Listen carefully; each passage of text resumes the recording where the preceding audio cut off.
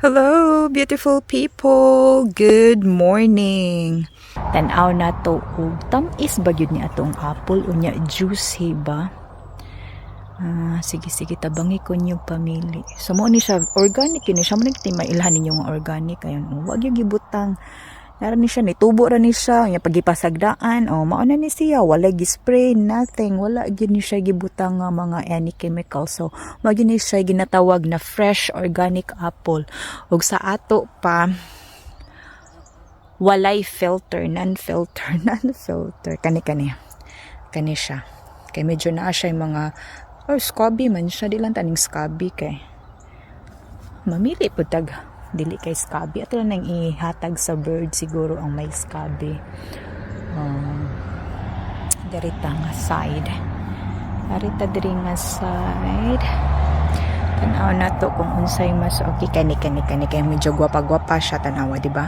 Gwapa siya na apple or kani nag-isa nga apple pero di man kay siya red mangita gyud ta atong red kaayo nga apple kani siya red kay na nga apple di ba?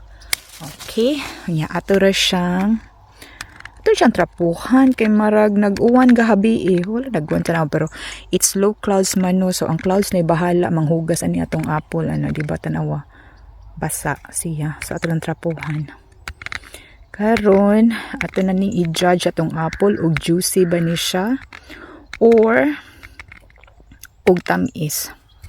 Okay, this is final judgment.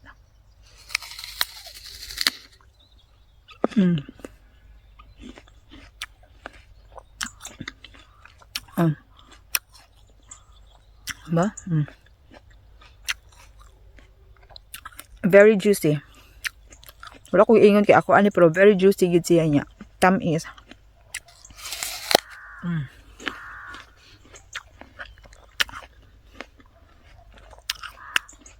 Tamis nga naa siya gamay nga pagka-aslom pero dili aslom ha. Wala ma-taste ni mga aslom siya pero tamis siya. Lami siya. Samot ni ka lami ni pares og asin. Juicy, tamis nga medyo aslom perfect. Di ba?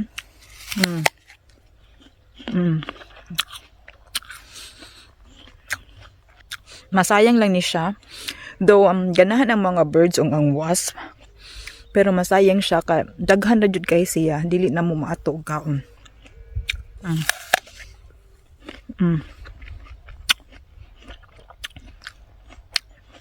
Anyway, maura ni akong vlog for today's video. Have a nice day, beautiful people. Be kind. See you. Bye.